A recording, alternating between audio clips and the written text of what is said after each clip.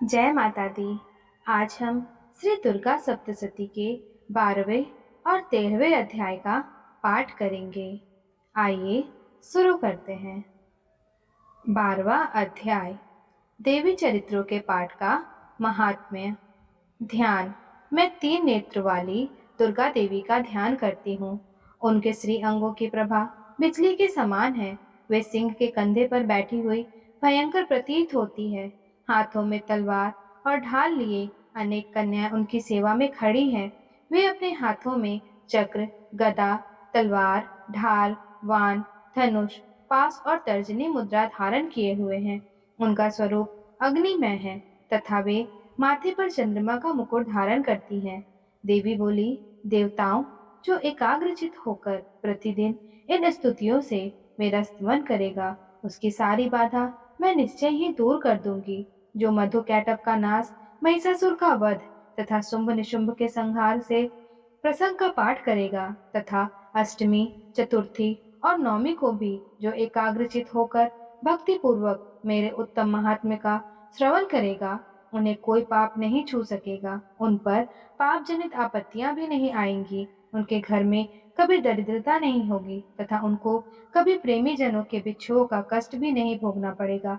इतना ही नहीं, उन्हें शत्रु से, लुटेरों से, राजा से, शस्त्र से, अग्नि से तथा जल की राशि से कभी भय नहीं होगा। इसीलिए सबको एकाग्रचित होकर भक्ति पूर्वक मेरे इस महात्म्य को सदा पढ़ना और सुनना चाहिए। यह परम कल्याणकारक है। मेरा महात्म्य महामारी जनित समस्त उपद्रवों तथा आध्यात्मिक आदि 3 प्रकार के उत्पातों को शांत करने वाला है। मेरे जिस मंदिर में प्रतिदिन विधि पूर्वक मेरे में इस महात्म्य का पाठ किया जाता है, उस स्थान को मैं कभी नहीं छोड़ती। वहाँ सदा ही मेरा सानिध्य बना रहता है। बलिदान, पूजा, होम तथा महोत्सव के अवसरों पर मेरे इस चरित्र का पूरा पूरा पाठ और श्रवण करना चाहिए। ऐसा करने पर मनुष्य विधि को जानकर या बिना जाने भी मेरे लिए जो बलि, पूजा या होम आदि करेगा, उसे मैं बड़ी प्रसन्नता के साथ ग्रहण करूंगी।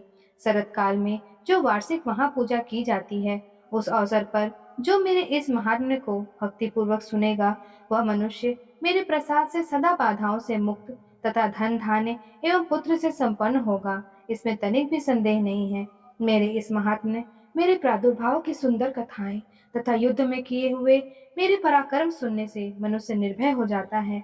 मेरे महात्म्य का श्रवण करने वाले पुरुषों के शत्रु नष्ट हो जाते हैं, उन्हें कल्याण की प्राप्ति होती है तथा उनका कुल आनंदित रहता है। सर्वत्र शांति, कर्म में बुरे स्वप्न दिखाई देने पर तथा ग्रह जनित भयंकर पीड़ा उपस्थित होने पर मेरा महात्म्य श्रवण करना चाहिए। इससे सब विघ्न तथा भयंकर ग्रह पीड़ाएं शांत हो जाती हैं और मनुष्यों द्वारा देखा हुआ दुःस्वप्न शुभ स्वप्न में परिवर्तित हो जाता है। बाल ग्रहों से आक्रांत हुए बालकों के लिए यह महात्म्य शांति कारक है तथा मनुष्यों के संगठन में फूट होने पर यह अच्छी प्रकार मित्रता कराने वाला होता है।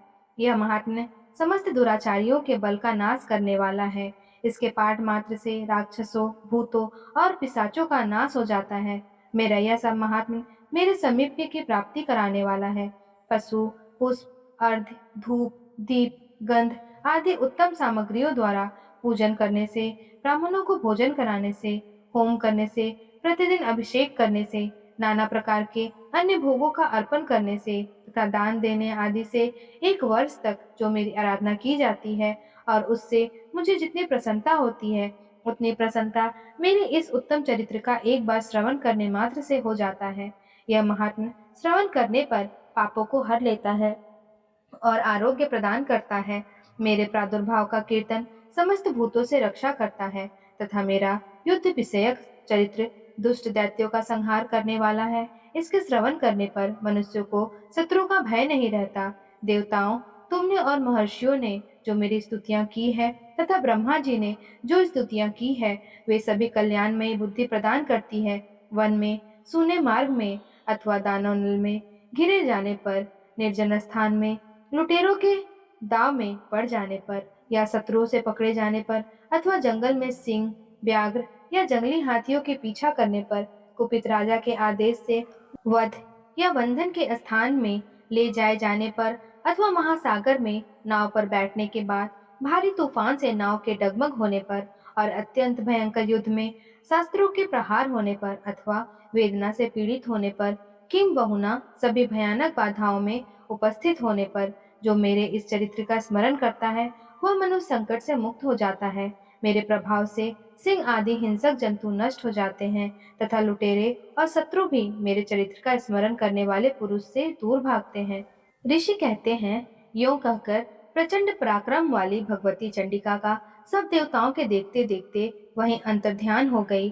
फिर समस्त देवता भी शत्रुओं के मारे जाने से निर्भय हो पहले की ही भांति यज्ञभाग का उपभोग करते हुए अपने अपने अधिकार का पालन करने लगे। संसार का विध्वंस करने वाले महाभयंकर अतुल पराक्रमी देव शत्रु शुंभ तथा महाबली निशुंभ के युद्ध में देवी द्वारा मारे जाने पर शेष दैत्य पाताल लोक में चले गए।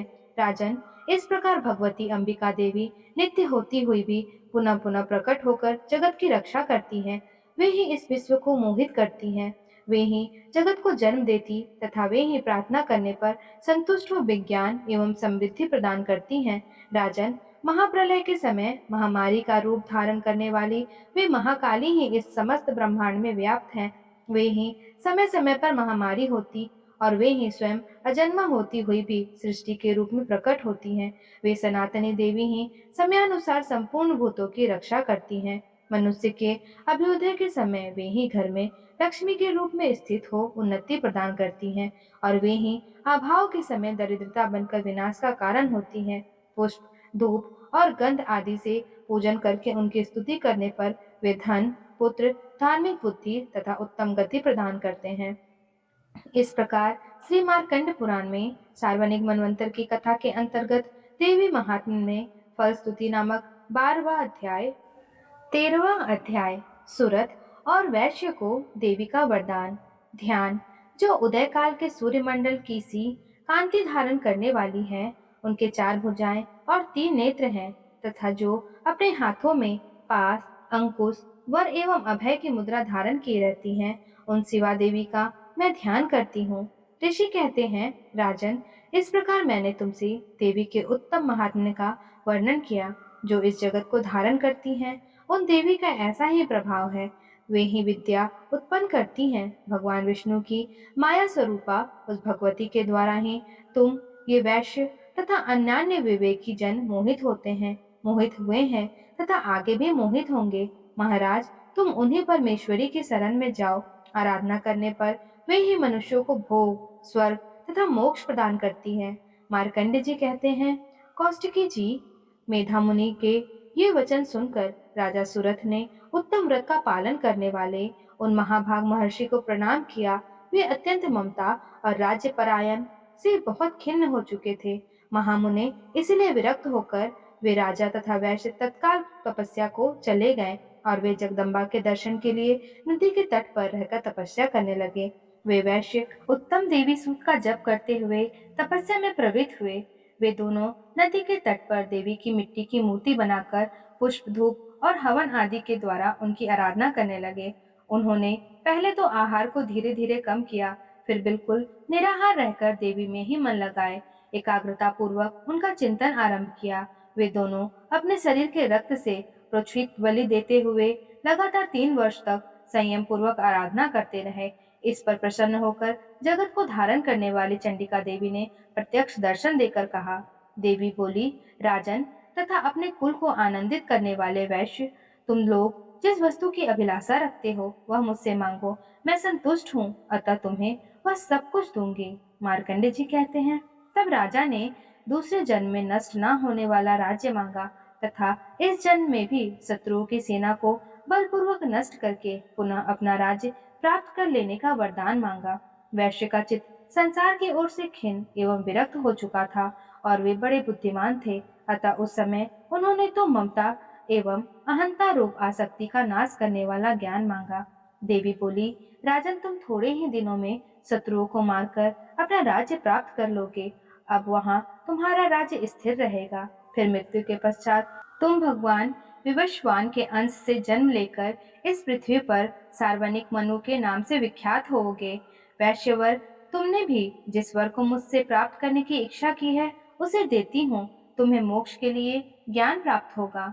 मार्कंडे जी कहते हैं, इस प्रकार उन दोनों को मनोवांछित वरदान देकर तथा उनके द्वारा भक्ति पूर्वक अपनी स्तुति सुनकर देवी अंबिका तत्काल अंतर्ध्यान हो गई। इस तरह देवी से वरदान पाकर क्षत्रियों में श्रेष्ठ सुरथ सूर्य से जन्म ले सार्वनी नामक मनु होंगे। इस प्रकार श्री मार्कंड पुराण में सार्वनिक मनवंतर के कथा के अंतर्गत देवी महात्मा ने सुरथ और वैश्य को वरदान नामक